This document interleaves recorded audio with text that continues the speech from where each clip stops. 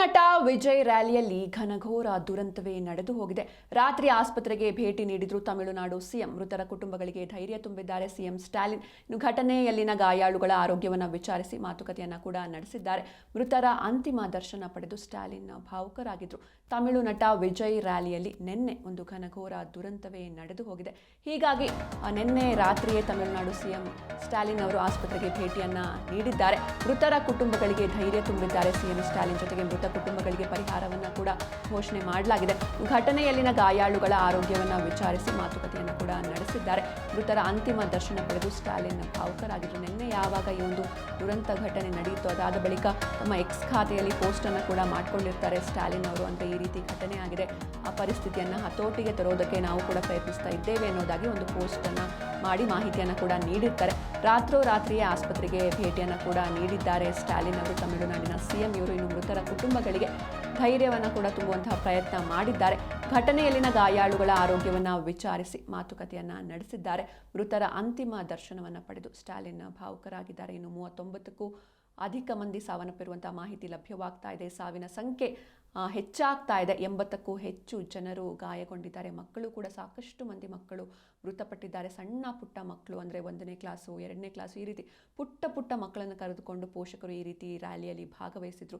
ಅದು ಅವರ ದೊಡ್ಡ ಮೂರ್ಖತನ ಅಂತಲೇ ಹೇಳ್ಬೋದು. ಈಗ ಪುಟ್ಟ ಮಕ್ಕಳು ಸಾವನ್ನಪ್ಪಿದ್ದಾರೆ, ಜೊತೆಗೆ ಸಾಕಷ್ಟು ಮಕ್ಕಳು ಕಣ್ಮರೆಯಾದರು. ಇನ್ನು ತಮಿಳು ನಟ ವಿಜಯ್ ರ್ಯಾಲಿಯಲ್ಲಿ ಈ ಒಂದು ಘನಘೋರ ದುರಂತ ಸಂಭವಿಸಿದೆ. ನಿನ್ನೆ ಸಂಜೆ ಒಂದು 6ರಿಂದ 7 ಗಂಟೆ ಸುಮಾರಿಗೆ ನಡೆದಿರುವಂತಹ ದುರಂತ ಇದು. TVK ಎನ್ನುವಂತಹ ಪಕ್ಷ ಇದು, ಅಂದರೆ ತಮಿಳಿಗ ವೆಟ್ರ ಕಳಗಂ ಎನ್ನುವಂತಹ ಪಕ್ಷವನ್ನು ವಿಜಯ್ ಅವರು, ಜನಪ್ರಿಯ ನಟ ವಿಜಯ್ ಅವರು ಸ್ಥಾಪಿಸಿದರು. ತಮ್ಮ ನೆಚ್ಚಿನ ನಟನನ್ನು ನೋಡೋದಕ್ಕೆ ಸಹಸ್ರಾರು ಸಂಖ್ಯೆಯಲ್ಲಿ ಅಭಿಮಾನಿಗಳು ರ್ಯಾಲಿಯಲ್ಲಿ ಭಾಗವಹಿಸಿದರು. ಈ ಸಂದರ್ಭದಲ್ಲಿ ನೂಕುನುಗ್ಗಲು ಉಂಟಾಯಿತು. ಓಪನ್ ಬಸ್ನಲ್ಲಿ ಯಾವಾಗ ಅವರು ಸ್ಪೀಚನ್ನು ಆರಂಭಿಸಿದ್ರು, ಆಗ ವಿಜಯ್ ಕಡೆಗೆ ಎಲ್ಲ ಅಭಿಮಾನಿಗಳು ನುಗ್ಗೋದಕ್ಕೆ ಶುರು ಮಾಡಿದರು. ಈ ವೇಳೆ ಕಾಲ್ತುಳಿತ ಸಂಭವಿಸಿದೆ. ಉಸಿರುಗಟ್ಟಿ ಅನೇಕರು ಪ್ರಾಣ ಚೆಲ್ಲಿದ್ದಾರೆ. ಅಸ್ವಸ್ಥರಾದವರನ್ನು ಆ್ಯಂಬುಲೆನ್ಸ್ನಲ್ಲಿ ಆಸ್ಪತ್ರೆಗೆ ಕರೆದುಕೊಂಡು ಹೋಗಲಾಯಿತು. ಆದರೆ ಆ್ಯಂಬುಲೆನ್ಸ್ ಕೂಡ ತಕ್ಷಣವೇ ಬಂದು ಕರೆದುಕೊಂಡು ಹೋಗೋದಕ್ಕೆ ಆಗ್ತಿರ್ಲಿಲ್ಲ. ಅಷ್ಟೊಂದು ಜನಜಂಗುಳಿ ಇತ್ತು. ವಾಹನಗಳನ್ನು ಪಾರ್ಕ್ ಮಾಡಲಾಗಿತ್ತು, ಖಾಸಗಿ ವಾಹನಗಳನ್ನು. ಹೀಗಾಗಿ ಅವೆಲ್ಲವನ್ನ ದಾಟಿ ಆ ಘಟನಾ ಸ್ಥಳಕ್ಕೆ ಬರೋದು ತಡವಾಗ್ತಾ ಇತ್ತು. ಹೀಗಾಗಿ ಸಾಕಷ್ಟು ಮಂದಿಯ ಸಾವಿಗೆ ಇದು ಕಾರಣವಾಗಿದೆ. ರಾತ್ರಿ ಆಸ್ಪತ್ರೆಗೆ ತಮಿಳುನಾಡು ಸಿಎಂ ಸ್ಟಾಲಿನ್ ಅವರು ಕೂಡ ಭೇಟಿಯನ್ನು ನೀಡಿದ್ದಾರೆ. ಮೃತರ ಕುಟುಂಬಗಳಿಗೆ ಧೈರ್ಯ ತುಂಬಿದ್ದಾರೆ. ಇನ್ನು ಘಟನೆಯಲ್ಲಿ ಯಾರೆಲ್ಲ ಗಾಯಗೊಂಡಿದ್ರು ಅವರ ಆರೋಗ್ಯವನ್ನು ವಿಚಾರಿಸಿ ಮಾತುಕತೆಯನ್ನು ಕೂಡ ನಡೆಸಿದ್ದಾರೆ. ಮೃತರ ಅಂತಿಮ ದರ್ಶನ ಪಡೆದು ಸ್ಟಾಲಿನ್ ಭಾವುಕರಾದರು. ನೀವು ಕೂಡ ನೋಡ್ತಾ ಇದ್ದೀರಾ, ಇದು ಯಾರೆಲ್ಲ ಒಂದು ದುರಂತದಲ್ಲಿ ಸಾವನ್ನಪ್ಪಿದ್ರು ಅವರ ಅಂತಿಮ ದರ್ಶನವನ್ನು ತಮಿಳುನಾಡು ಸಿಎಂ ಸ್ಟಾಲಿನ್ ಅವರು ಪಡಿತಾ ಇರುವಂಥದ್ದು. ಅಂತಿಮ ದರ್ಶನವನ್ನು ಪಡೆದು ಅವರು ಕೂಡ ಭಾವುಕರಾದರು. ಯಾಕಂದರೆ ಇದೊಂದು ದೊಡ್ಡ ದುರಂತ.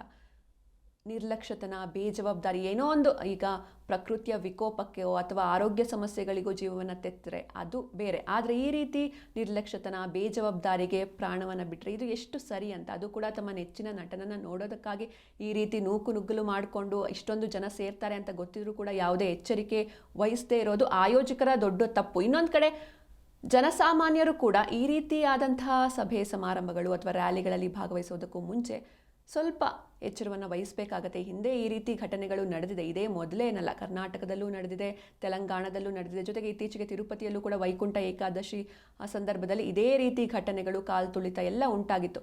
ಹೀಗಾಗಿ ಹೆಚ್ಚು ಜನಜಂಗುಳಿ ಇರುವಂಥ ಪ್ರದೇಶಗಳಿಗೆ ಹೋಗೋಕ್ಕೂ ಮುಂಚೆ ಸ್ವಲ್ಪ ಎಚ್ಚರವನ್ನು ವಹಿಸಲೇಬೇಕಾಗುತ್ತೆ. ತಮಿಳುನಾಡಿನ ಕರೂರು ಕಾಲ್ತುಳಿತ ದುರಂತ ಪ್ರಕರಣಕ್ಕೆ ಸಂಬಂಧಪಟ್ಟಂತೆ ಇಂದು ಕರೂರಿಗೆ ತಮಿಳುನಾಡು ಸಿಎಂ ಸ್ಟಾಲಿನ್ ಭೇಟಿಯನ್ನು ನೀಡಿದ್ದಾರೆ. ಅಂದರೆ ಘಟನಾ ಸ್ಥಳಕ್ಕೆ ಭೇಟಿಯನ್ನು ನೀಡ್ತಾರೆ. ಕರೂರಿನಲ್ಲಿ ಎಲ್ಲಿ ಈ ರೀತಿ ಒಂದು ರೋಡ್ನಲ್ಲಿ ಈ ರೀತಿ ಘಟನೆ ನಡೆದಿತ್ತು, ದುರಂತ ನಡೆದಿತ್ತು, ಅಲ್ಲಿಗೆ ಸ್ಟಾಲಿನ್ ಅವರು ಭೇಟಿಯನ್ನು ನೀಡಲಿದ್ದಾರೆ.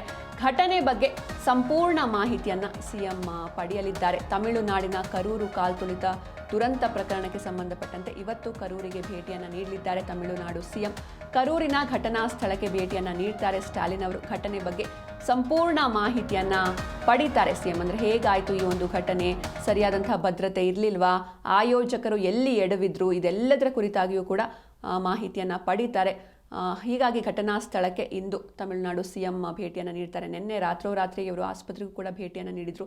ಯಾವಾಗ ಈ ಒಂದು ಘಟನೆ ನಡೀತು ತಕ್ಷಣವೇ ಇವರು ತಮ್ಮ ಎಕ್ಸ್ ಖಾತೆಯಲ್ಲಿ ಮಾಹಿತಿಯನ್ನು ನೀಡ್ತಾರೆ. ಅಂದರೆ ಈ ರೀತಿ ಕಾಲ್ತುಳಿತ ಆಗಿದೆ, ಇಷ್ಟು ಮಂದಿ ಸಾವನ್ನಪ್ಪಿದ್ದಾರೆ, ಗಾಯಗೊಂಡಿದ್ದಾರೆ, ಜೊತೆಗೆ ಪರಿಸ್ಥಿತಿಯನ್ನು ಕೂಡ ಹತೋಟಿಗೆ ತರೋದಕ್ಕೆ ನಾವು ಪ್ರಯತ್ನಿಸ್ತಾ ಇದ್ದೇವೆ ಅನ್ನೋದಾಗಿ ತಮ್ಮ ಸೋಷಿಯಲ್ ಮೀಡಿಯಾ ಖಾತೆಯಲ್ಲಿ ಎಕ್ಸ್ನಲ್ಲಿ ಪೋಸ್ಟನ್ನು ಕೂಡ ಹಂಚಿಕೊಳ್ತಾರೆ. ಇದಾದ ಬಳಿಕ ಆಸ್ಪತ್ರೆಗೆ ಭೇಟಿ ನೀಡ್ತಾರೆ. ಅಲ್ಲಿ ಮೃತರ ಕುಟುಂಬಗಳಿಗೆ ಧೈರ್ಯ ತುಂಬುವಂಥ ಕೆಲಸವನ್ನು ಸಿಎಂ ಸ್ಟಾಲಿನ್ ಅವರು ಮಾಡಿದ್ದಾರೆ. ಪರಿಹಾರ ಕೂಡ ಸರ್ಕಾರದ ಕಡೆಯಿಂದ ಘೋಷಣೆಯಾಗಿದೆ. ಇನ್ನು ಘಟನೆಯಲ್ಲಿನ ಗಾಯಾಳುಗಳ ಆರೋಗ್ಯವನ್ನು ವಿಚಾರಿಸಿ ಅವರ ಜೊತೆ ಮಾತುಕತೆ ಕೂಡ ನಡೆಸಿದ್ರು. ಮೃತರ ಅಂತಿಮ ದರ್ಶನವನ್ನು ಪಡೆದು ಸ್ಟಾಲಿನ್ ಭಾವುಕರಾಗಿದ್ರು.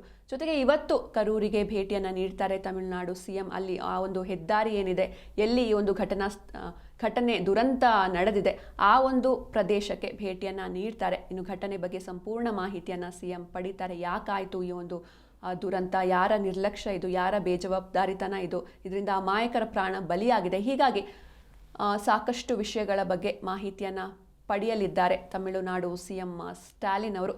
ನಿನ್ನೆ ನಡೆದಿರುವಂತಹ ಘನಘೋರ ದುರಂತ ಇದು.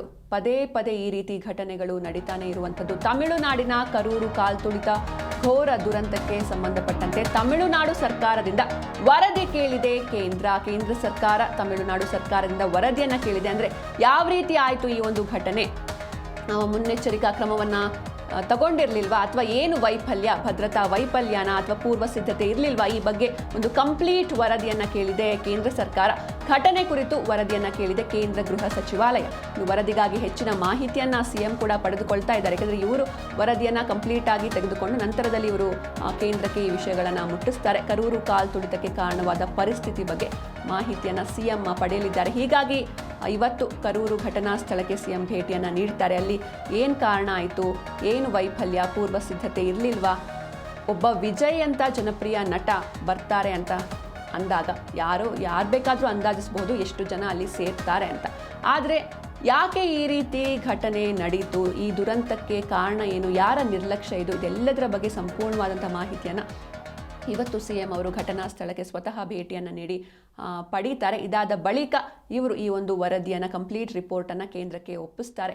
ತಮಿಳುನಾಡು ಸರ್ಕಾರದಿಂದ ವರದಿಯನ್ನು ಕೇಳಿದೆ ಕೇಂದ್ರ ಸರ್ಕಾರ. ಇನ್ನು ಕರೂರಿನಲ್ಲಿ ಕಾಲ್ತುಳಿತದ ನಂತರ ಪರಿಸ್ಥಿತಿಯ ಕುರಿತು ಮಾಹಿತಿಯನ್ನು ಪಡೆಯುವುದಕ್ಕೆ ಕೇಂದ್ರ ಗೃಹ ಸಚಿವ ಅಮಿತ್ ಶಾ, ತಮಿಳುನಾಡು ರಾಜ್ಯಪಾಲ RN ರವಿ ಹಾಗೂ ಮುಖ್ಯಮಂತ್ರಿ MK ಸ್ಟಾಲಿನ್ ಅವರೊಂದಿಗೆ ಮಾತನಾಡಿದ್ದು ಪರಿಸ್ಥಿತಿಯನ್ನು ನಿಭಾಯಿಸಲು ಸಾಧ್ಯವಿರುವ ಎಲ್ಲಾ ಸಹಾಯದ ಭರವಸೆಯನ್ನ ನೀಡಿದ್ದಾರೆ. ಇನ್ನು ಕೇಂದ್ರ ಗೃಹ ಸಚಿವಾಲಯವು ಘಟನೆಯ ಬಗ್ಗೆ ತಮಿಳುನಾಡು ಸರ್ಕಾರದಿಂದ ವರದಿಯನ್ನು ಕೂಡ ಕೋರಿದೆ. ತಮಿಳುನಾಡು ಸರ್ಕಾರಕ್ಕೆ ಕಳುಹಿಸಿರುವ ಪತ್ರದಲ್ಲಿ ಕಾಲ್ತುಳಿತಕ್ಕೆ ಕಾರಣವಾದ ಪರಿಸ್ಥಿತಿ ಹಾಗೂ ಆ ಬಲಿಪಶುಗಳ ರಕ್ಷಣೆ ಮತ್ತು ಚಿಕಿತ್ಸೆಗೆ ಯಾವ ಕ್ರಮಗಳನ್ನು ತೆಗೆದುಕೊಳ್ಳಬೇಕು ಎಂಬುದರ ಕುರಿತು ವಿವರಗಳನ್ನು ನೀಡುವಂತೆ ಗೃಹ ಸಚಿವಾಲಯ ಕೇಳಿದೆ ಅಂತ ಮೂಲಗಳು ತಿಳಿಸಿವೆ.